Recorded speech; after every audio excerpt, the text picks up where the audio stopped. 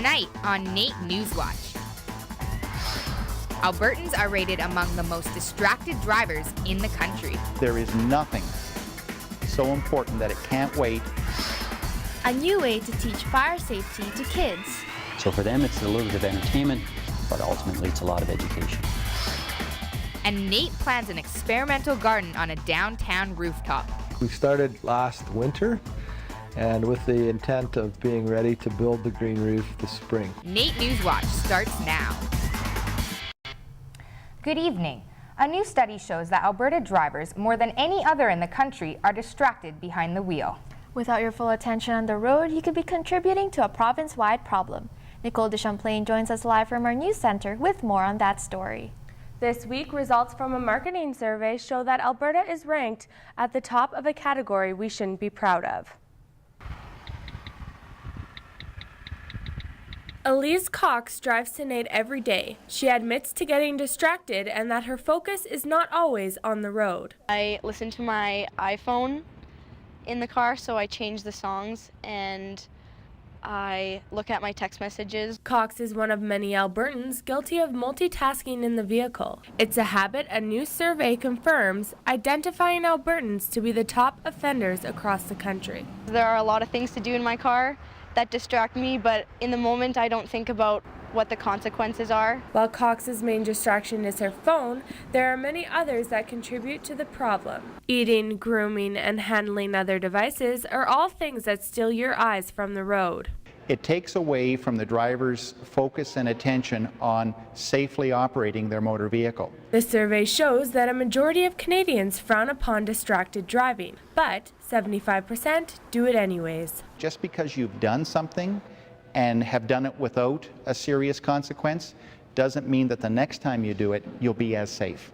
But even without the law in place, some Albertans are still paying careful attention on the roads.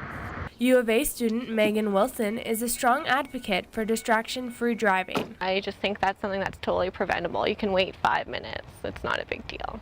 The distracted driving legislation, Bill 16, has been proposed as a way to solve the growing problem. Alberta hasn't had a previous law in place because the government wanted to be certain it would be successful. In the long run, what we have will be much better than what's currently exists in other provinces. But even if Bill 16 passes, Cox says she won't change her behavior behind the wheel. I may do it less, but I know I'll still do it.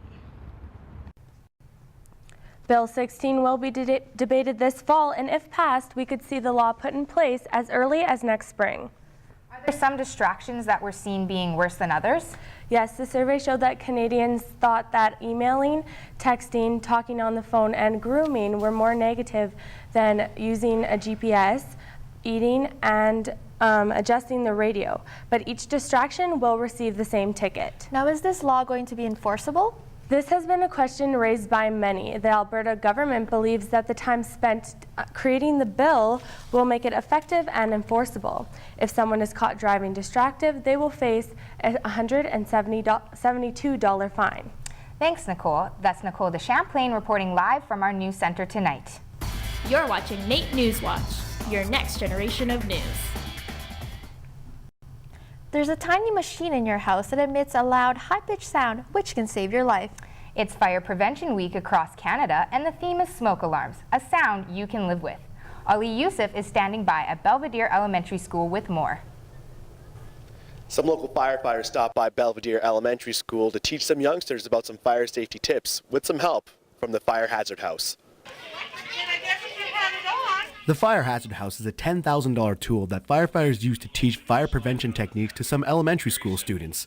The house uses simulation fires to show common situations in which fires can be started at home. There's a bunch of experiments in each room. There's an experiment, in the kitchen and in the bathroom. I would instruct the children that, the safety of water and electricity and why they don't mix and how you can end up electrocuting somebody. This is a smoke alarm, okay? The theme of Fire Prevention Week is testing out your smoke alarms, which should be done once a month, and the battery should be replaced once a year. Along with smoke alarms, this real-life lesson tells children about planning a fire escape route within their house, set a common meeting point, and staying low in a burning building. Levesque adds that it takes 3 minutes to evacuate a school during a fire drill, but for an office building downtown, it will take more than 25 minutes. I think it's very important. Children today need to know fire safety, not only at school, but at home. Fire Prevention Week is a great way for children to inform their families about fire safety practices. For more information, visit www.3minutedrill.alberta.ca. Ali Youssef, NAIT NewsWatch. Thanks, Ali. That's Ali Youssef reporting from Belvedere Elementary School. Identifying homeless people in Alberta will not be as hard as it used to be. Homeless Albertans will now have a better chance in getting employment, an apartment, or a bank account. It can open many doors that may have been closed to them in the past. And we know that the staff of the agencies serving the homeless will help them with checking the identity. The announcements were hosted by AccuSearch on Thursday to help the homeless population. It is the same identification issue to those without a license and the same security features as well. And our goal is to remove barriers to keep people from becoming participants, to make people become full participants in Alberta society.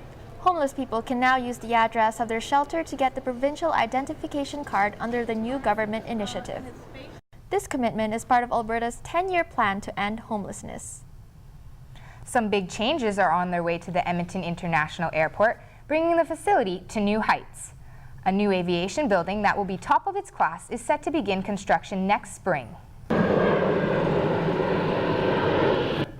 The complex, which will be custom built, will assist in the growing need for aircraft storage and maintenance facilities. Glenn Wosley, the president of York Realty, who manages leasing opportunities, said, "The premier aviation park will bring the business and commercial aviation experience to a totally new height at EIA. Year after year, general activity at EIA increases more than 60%, making this 300,000 square feet building a welcome change." People diagnosed with hepatitis C may now have a new hope for a cure. Researchers at the University of Alberta have made a breakthrough discovery about how hepatitis C can affect brain cells, a fact that no one has been able to prove until now. We took it that step further and then showed a mechanism by which it damages cells. Research shows that uninfected cells are all red, whereas cells affected by the disease shows up as green dots. Because of the discovery, people living with hepatitis C, such as Michael Harmsworth, have high hopes for the future. It sounds promising, and I really hope that they can come up with something to help other people, especially ones that are trying to help themselves. The researchers hope that the newly published findings will lead to the development of a better treatment. A one-of-a-kind program heats up at NAIT, making it that much easier to quit smoking. Break Free is a therapy and support program that helps people quit smoking by providing free nicotine patches and one-on-one discussions. The coordinator, Evelyn Gurecki, says it's the first program in Alberta to give away free nicotine patches and gum at a post-secondary school. Believe it or not, people have been using the products wrong, so at least it's re-education that we want to provide people with, right? So for a lot of time, people smoke a cigarette and they get an instant high, instant low. So the patch is a 24-hour controlled release of clean nicotine into the body. Students that participate in Break Free get personalized plans set up for them, which is crucial since every person has a different level of addiction. It's the clean nicotine that you're getting, so at least your body's trying to titrate down the level of nicotine you have so you can wean yourself off of it. Students wishing to break free can speak with Gurecki in room 0119, which is located in the South Lobby. Wildflowers are rare to find in an urban area such as downtown Edmonton, but it's even more rare to find a garden of wildflowers growing on top of a 2-story downtown roof. Located and built by the Williams Engineering Building along with partners NAIT and the Alberta Real Estate Foundation, the Green Roof project provides insulation, lowers urban air temperatures, and filters pollutants out of the air. We started last winter, and with the intent of being ready to build the green roof this spring. And so that's what happened. We were all finished the design, construction, and installation of the green roof by the end of June. Because the roof is open to dry winds and heat, various plants most commonly found in southern Alberta were planted. The plants have grown well past this summer and have high hopes of surviving the winter. This $40,000 project was created with a great deal of will and interest. The roof is one of the few green roofs that exists in Edmonton and has been a great success. This past week, a week-long celebration of the Aboriginal culture was held at NAIT. It was Aboriginal Awareness Week, and students had the chance to participate in a variety of events. This year, the theme was Back to the Basics and showcased the importance of history and storytelling in the community. Really what we're trying to do is focus on the history of Aboriginal culture, particularly on the aspects of storytelling, and most of the events are centered here in the Aboriginal Centre. A variety of events included Aboriginal food, music, and traditions. It's also teaching the current Aboriginal students on campus the importance of culture and, being proud of who they are. For the first time, a teepee and a hunting tent was raised outside NAIT's HP Centre. The task was led by respected elders of the Aboriginal community. Aboriginal Awareness Week encourages students and staff to learn and appreciate its unique culture. Coming up after the break, a Latin dance with a twist.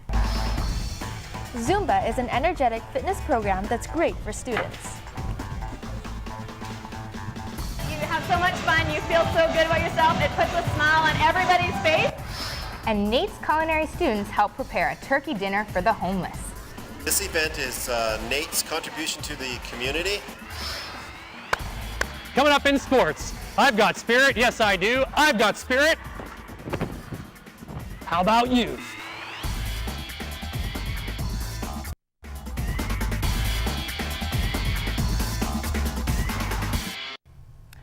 So I'm kind of thinking that this weekend I'm going to eat my Thanksgiving dinner outside. Yeah, maybe have a barbecue with that or something. Well, Kelsey Nichols joins us now for the weather forecast. I'm not sure if I'll be barbecuing my turkey, but spending some time outside is definitely on the top of my list to do.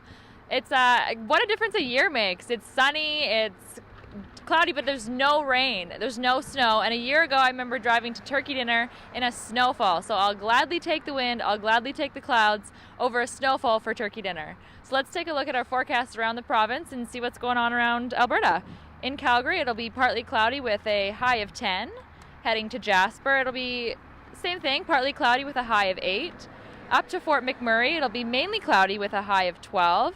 Right back here in Edmonton, we will have nothing but sunshine with a high of 11. The average temperature in Edmonton is 12, so we're just about 1 degree lower. And in 1944, they had the record high of 24 degrees. Back in 1909, they had the freezing temperature of -16. Weather sponsored by NR92.com, the station for the students. I hope you can all get out and enjoy the holiday Monday tomorrow. And girls, enjoy your barbecue turkey. Thank you, Kelsey. I cannot wait for it. People in over 100 countries are ditching the workout and joining the party. It's called Zumba, and it's a rhythmic fitness craze that's taking over the city.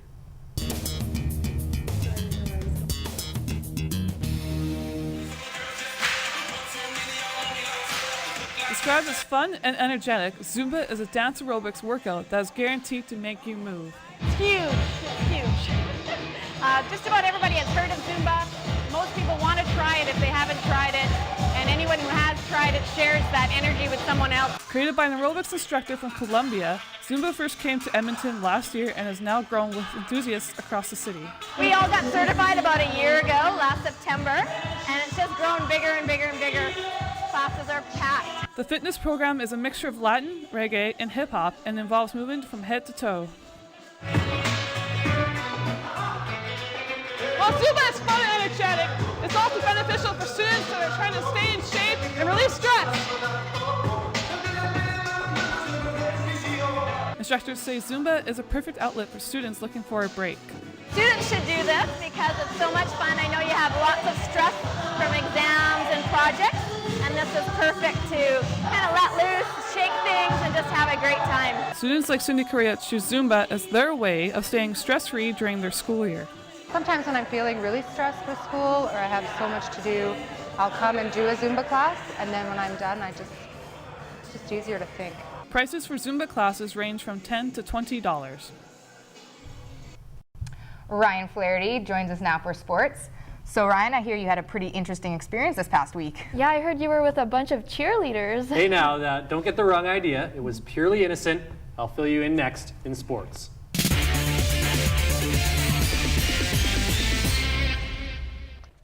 After several months of preparation, NAIT's men's hockey coach Serge Lajoie is eager to get the season underway.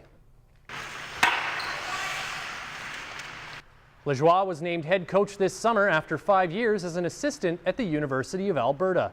He's adjusting to the differences in the ACAC. There might not be as much depth as I might be accustomed to at the University of Alberta. However, the athletes here are just as committed and they're just as passionate about trying to succeed both on and off the ice. Lajoie's players say his style is a far cry from that of previous head coach Terry Ballard. Lots of leadership, a lot more discipline. The systems he runs are far better, and I just think that under his watch we're going to do a lot better this year. Johnson was named Duke's captain earlier this week, and the regular season began this weekend. Well, after a rough start to the season, the Edmonton Oil Kings are showing signs that they just might be ready for prime time. The Oil Kings entered this weekend's action on a roll, having won their last 3 games. Head coach Derek Laxdal says strong play from his #1 goalie has been a key to the turnaround. 5-on-5, we're playing a little bit sounder through the neutral zone, but the biggest thing is you got to have goaltending to give you an opportunity to win games, and Cam Lanigan's played pretty well for us the last 3 games. The team is hopeful that their recent play could be a sign of things to come.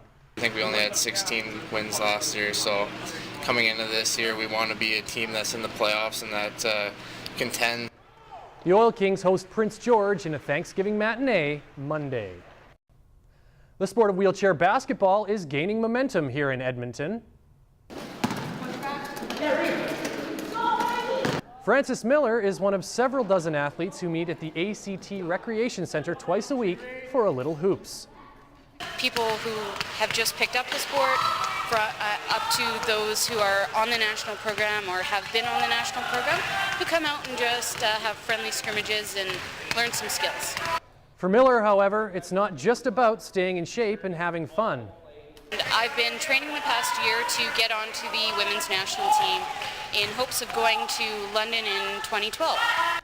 To promote the sport, the Edmonton Inferno hosted a tournament this weekend at the Edmonton Garrison. The team hopes that injured soldiers will consider taking up the sport. Well, have you ever wondered what goes on at a cheerleading practice? I certainly have, so I decided to find out in this week's End Zone Challenge. The Edmonton Eskimos cheer team is the toast of the Canadian Football League. In addition to performing at all Esks home games, they travel down to the U.S. every summer to compete against the best of the best in the NCAA. In short, they are one of the best in their field, which makes you wonder just why exactly they let someone like me in to one of their practices. I'm here with Jed Batican. He's with the S cheer team. So there's a lot of strength involved. So do you have a gym workout regimen that you do? We go to the World Health Club and we do strength training, strength and conditioning, because you can practice as many cheers as you want, but you got to go down to the basics and really build up your strength and be in condition for the lifting. After a few stretches to get myself limbered up, I was ready to try a few stunts. I'm not sure the team realized what they had gotten themselves into. First up, I performed a shoulder sit with the lovely and talented, and not to mention brave, Chelsea as my guinea pig. By the way, the look ma no hands routine kinda frowned upon. Have you had any anyone land on have you had any serious injuries? Somehow, my lack of skill and strength flew under the radar, and the squad decided to let me try some more stuff. First, a lift, and then something called an extension. I decided to cross my fingers that my twice dislocated shoulder would hold up. Fortunately for me, and especially for Chelsea, it did. Well, that's it for me for now. I may not have made the squad just yet, but I think I got a better appreciation for what these guys and girls are up to. So I'd like to thank the Edmonton Eskimos cheer team and the Perfect Storm Athletic Gym for having me down here. This is Ryan Flaherty for the End Zone Challenge. Ryan, you looked really natural there. Yeah, were you actually holding that girl up there? Well, sort of. Let's just say I had a little bit of help from some of the other guys. Thanks, Ryan. Coming up after the break. We took part in a diaper drive to help teen mothers. And by donating a box of diapers, it allows our teen parents to allocate their hard-earned money to other things. Coming up in entertainment, someone special turns 30. Hairstyle by Carrie L. Salon and Spa. On NAIT NewsWatch, personalities are styled by Club Monaco. This week, Clarice and I got to participate in an event that surrounded us with diapers, wipes, and a whole lot of love. We went and helped out at the Baby Heroes diaper drive, which started this past Wednesday.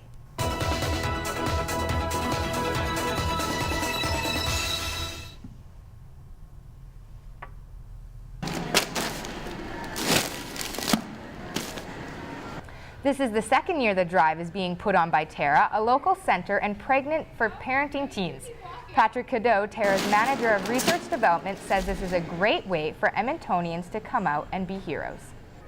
You ladies, by donating a box of diapers, it allows our teen parents to allocate their hard-earned money to other things like, food for their kids and for themselves.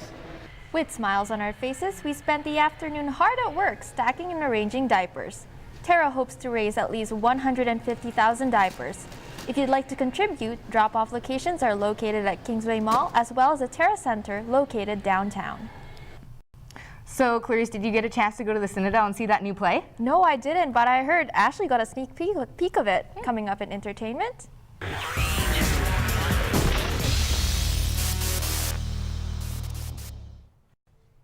One of the hottest plays in Toronto comes to the Citadel Theatre. Intimate Apparel is an award-winning play written by Lynn Nottage. Want me to fix you something? No, I ain't really hungry, Set in 1905 in New York during a time of change for America, we follow Esther, a seamstress who surrounds herself with diverse acquaintances while finding her desire for independence and romance. I believe in this play. I think it's a great piece of theater. It's a great evening of theater. It's a great story, and it's a story that transcends any boundaries. Intimate Apparel runs till October 24th at the Citadel. To get tickets, go to Citadel.com. He is known to be the king of Canadian fashion. Jofer Keok and My Philosophy teamed up to raise money for the Stollery Children's Hospital.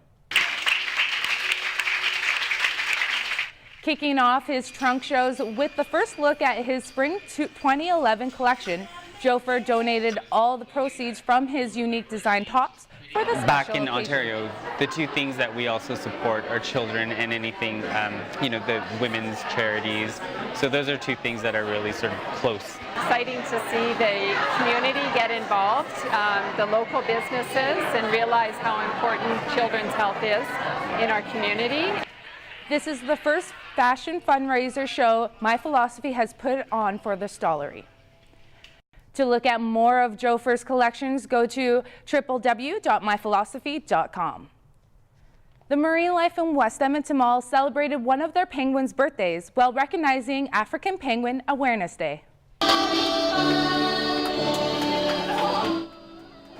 Mulder and a few of his friends were served a fish cake to celebrate his 30th birthday.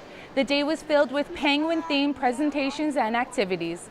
Guests were also treated with their very own cake shaped as a penguin to raise awareness and celebrate this now endangered species. Penguins live only approximately 15 years in the wild. In captivity, on average, about 20 to 25 years. So Mulder has surpassed that, so we're very happy with them. Over the last 100 years, the African penguin's population has declined 90%, making them an endangered species in May. There's just over 2,500 breeding pairs left, living in colonies across South Africa. There is currently a colony of 22 African penguins at West Edmonton Mall. She is a television host, a comedian, and now an author. Chapters presents Carla Collins at West Edmonton Mall to kick off her book tour. Her book, Angels, Vampires, and Douchebags, is a self-help book that is edgy, uplifting, and laugh-out-loud funny. She is also giving 10% of the proceeds from her book to the animal shelter called Bark Avenue. It's quite personal and intimate, and I really wrote from the heart. And I think that it's not dry like most of the self-help books. There are messages and life lessons, but while you're laughing through the whole thing. With the success of completing her first book, she hopes to write more in the future. It's been 10 years since Jackass went off the air, but the boys are back and still on top of the game, bringing you their third movie in 3D. This movie takes the unusual, disgusting, and unforgettable approach that tests your gag reflexes, not only in 3D, but also in slow motion, giving you more time to catch your breath from laughing so hard. You're taking it to a whole other level. Yeah. Look pretty happy about it. With more disturbing and insane painful stunts all in a new dimension will keep you wanting more. The 3D effect adds to the idiotic pranks they do to one another. Me and the boys are about to do a little duck hunting. Whoa! The gang doesn't leave out any classic pranks, from Bam tormenting his parents to the role of Party Boy and the poop cocktail, all in 3D. Santa did have a couple last night, so this ain't gonna feel too good. With extreme stunt setups, these boys aren't holding back. How much? How you been? High five! Jackass leaps at you in third dimension on October 15th. Critics are saying that this Jackass movie is the best one they've made. If you want to be the first to see it, I've got 5 double passes to give away for Thursday, October 14th pre-screening. Just call 780-471-8629 and name one of the cast members of Jackass. That's all I have for your entertainment. Back to you, ladies. This Thanksgiving, NAIT is serving hundreds of Edmonton's less fortunate a turkey dinner. Continuing a 30-year tradition, students of NAIT's Culinary Arts and Retail Meat Cutting program prepared a Thanksgiving dinner to serve to Edmonton's homeless people at the Boyle Street Co-op. This event is NAIT's contribution to the community. What we're doing is we're deboning a bunch of turkeys that were donated. About 60 students signed up for the event. Not only is it a volunteering opportunity, students also get a chance to practice deboning a turkey. Well, I can't wait to see that Jackass movie. I know, I really hope I can get to it this week. Well, that's all we have for you today. Everyone have a good Thanksgiving.